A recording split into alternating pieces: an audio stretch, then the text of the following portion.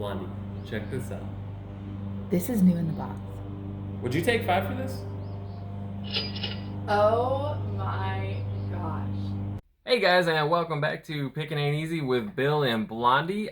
Today's video is gonna be kind of a tutorial or a how-to, just helping you figure out the tricky world of reselling if you decide that you want to start reselling, or if you're just looking for some more tips. This video specifically is gonna cover selling on Facebook Marketplace. We've got 8 tips that we're gonna share with you that we've kind of figured out on our own while we've started, or since we've started. And Blondie's gonna kick it off with that first tip. Okay, tip number 1, porch pickup is your friend. That is if you're comfortable with that. And so for a long time, I hated Marketplace. Anytime our phone would go off that we would get a message, honestly, I wouldn't even want to look at it, because so many times we would go to meet someone, even if it's 10 minutes down the road, 5 minutes down the road. It's time out of your day to drive to get in the car, get the item, go to the location, sit there and wait. And then when they don't show up, you don't know, like, oh, maybe they're a few minutes late. You know, I'll sit here a little longer. You're messaging them, they're not reaching back out. And then you have to drive back home with the item. They never showed up. So that's like what would happen a lot to us when we first started selling. And it happened a lot. Yeah. So I got sick of it. And we were just trying to, when all of this like COVID started and we weren't really going to yard sales and all of that, we were trying to sell stuff at home.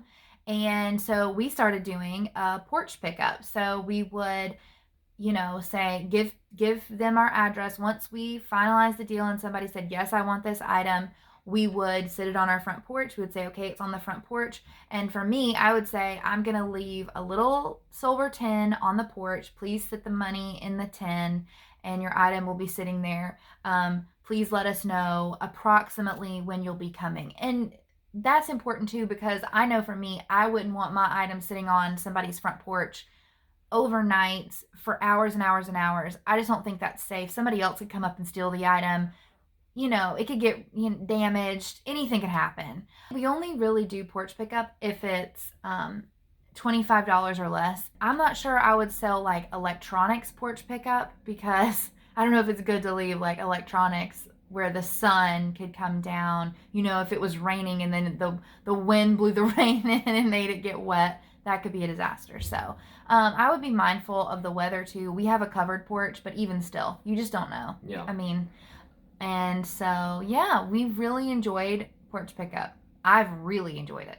Tip number 2, it's important to, obviously selling things is important. It's important to make your sale, but make sure you're safe. Make sure you put yourself in situations where you're not going to be in too much danger. Make sure that you're meeting in daylight.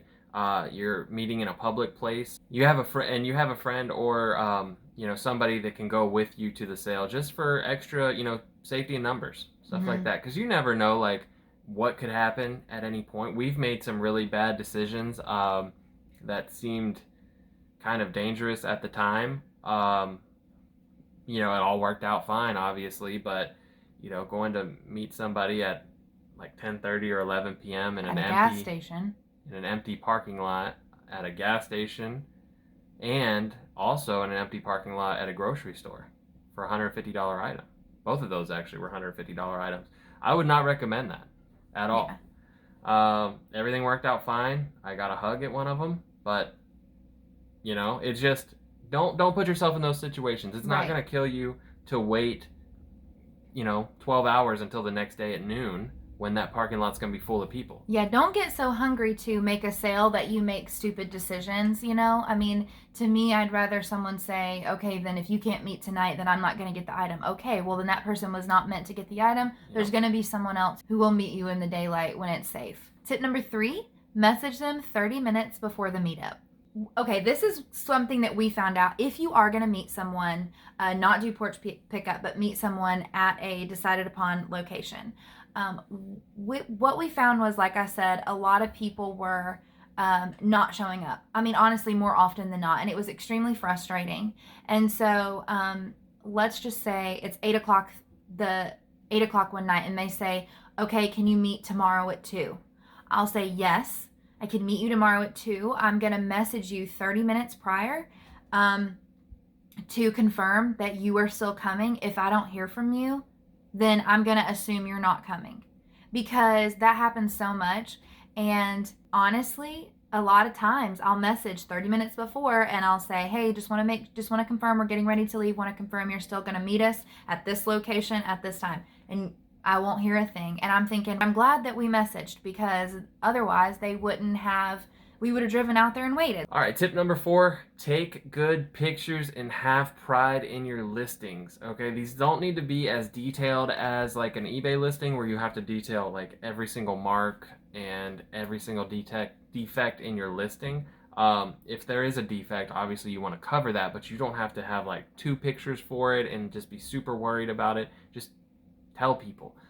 Take some good pictures, like clear pictures, not a busy background, preferably like a white or just one color background. We actually went through and found some listings that we wanted to share with you guys on Facebook Marketplace that, they're just don't do this. If you're gonna sell, don't do things like this. So the first one, and we're gonna show these pictures on the screen while we're talking, but the first one is a big size necklace for $20. But look at the picture. Okay, is that carpet? I think it's carpet. Is that carpet? Okay. What is in your carpet, and why is my possible soon-to-be necklace laying on it? Like, if as I look at that, I don't want to buy something that's laying on whatever that is, because that doesn't look clean. Portable lifting device for $1,000. Okay, they're selling something for $1,000, and their picture is of a Cobalt 40-volt trimmer,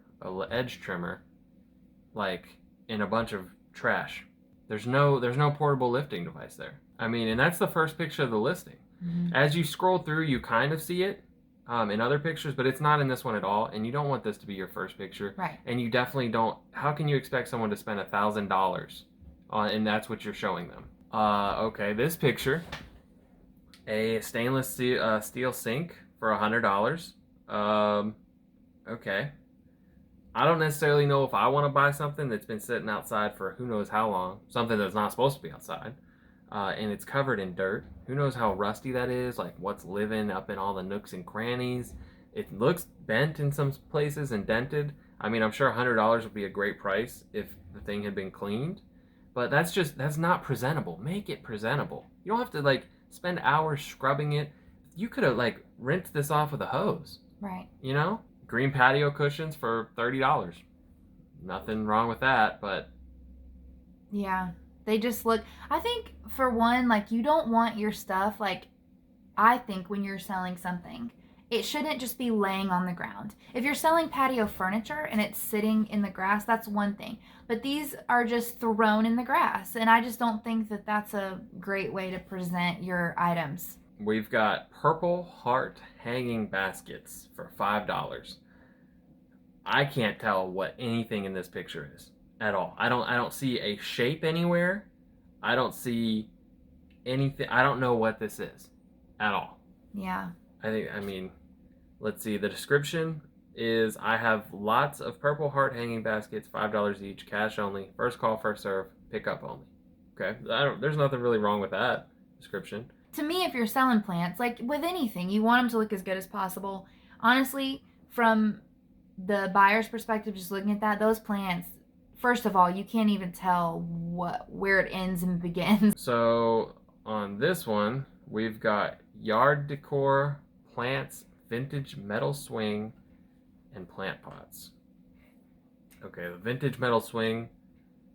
That's just a no-go. I just feel like It's just, you'd be lucky, not to be rude, but you'd be lucky if someone came and hauled this away for you for free. yeah, and why are you taking these pictures when it's like pitch black outside? Yeah. You can tell it's dark. Yeah, so it's just busy. So when it's really busy, you don't really know like what exactly is for sale, what am I getting, how much is each item. When people just post like, random stuff for sale and then the pictures are just very busy, I mean, that's not good. So you want to make sure that everything is clear. So when someone sees it, they know. Like if you're going to list this, if you're going to sell a bunch of pots, set up just the pots where nothing else is in the picture. People are getting a clear idea of what they're getting.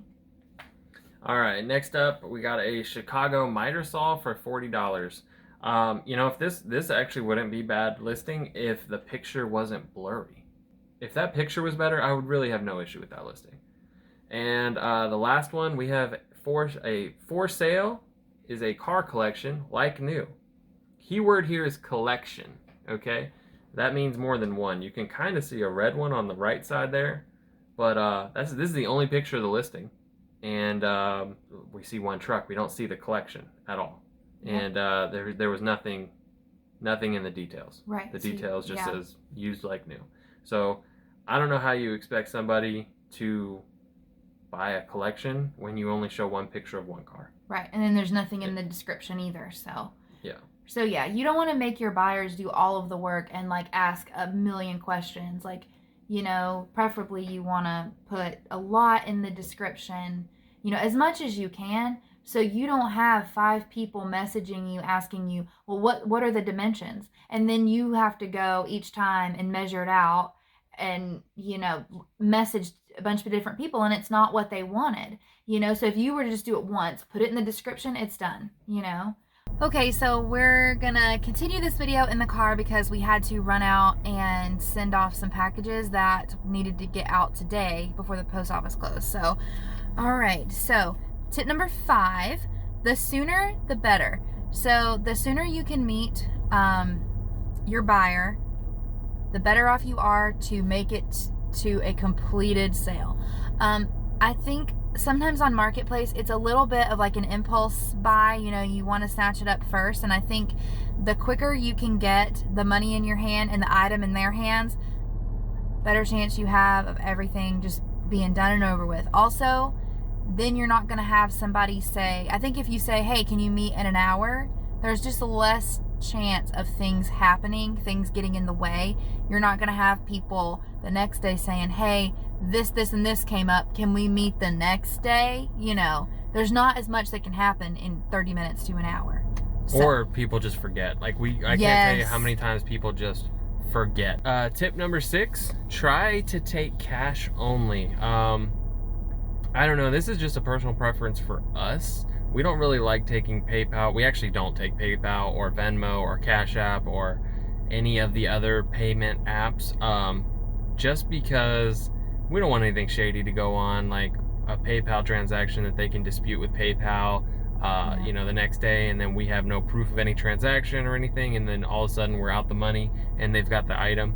If we have cash in hand, it's done. There's no better transaction to do than a cash in hand transaction. As a seller, you are in control. And by you are in control, it's just sort of like an unspoken rule on Marketplace. It's very important to put in the description where you want to meet so that somebody, 45 minutes away doesn't message you about an item. You think you're meeting and they're like, oh, well, can you meet me 45 minutes away? And you're like, absolutely not. It's not worth your time to drive an hour round trip to sell a $10 game, So we meet about 5 minutes from our house in a parking lot. That's what we do, and we put that in the description, and we say exactly. And when someone messages us, we send them the address, because you have no idea how you can give the specific location, couldn't get it wrong, and people still get it wrong. But don't just bend over backwards for people. Because they're not going to do it for you. There's a really good chance too they won't show up. And if you're driving 5 minutes from your house, that's one thing. Driving 30 one way, that's a whole nother issue. Tip number 8, join your local Facebook groups. So I think there's a comfort level with people when it's a local group, whether it's for your neighborhood or surrounding neighborhoods, whatever it may be, there is just like a comfort level with that. And I can say the same for myself. It's just more visibility too, when you join local groups. We've joined probably 15. And so we list all of our stuff in all of those groups. But the other thing is each group has their own individual rules. So just make sure that you are following those rules. For instance, a lot of groups will say if you've cross-posted your item, which means if you have posted it in multiple groups, you have to state that it's cross-posted. So obviously, I always say in my listing, cross-posted. Okay, so we thought of one last little bonus tip. It is totally okay and a good idea to block certain people who are clearly like disrespectful of your time, or like if somebody doesn't show up, for sure report and block that person. That's probably all the tips that we have for you guys. All right, guys, that's it for this video. We hope that these tips help you sell better on Facebook Marketplace. I know they have been really useful to us. We hope you enjoyed the video, guys. Make sure you give it a thumbs up if you think it's gonna help you. So yeah, look out for more of these instructional videos and how-to videos, because we're gonna start making a few more of these on our channel. They're gonna cover all kinds of different things when it comes to reselling. Thanks for watching, guys, and remember, picking ain't easy.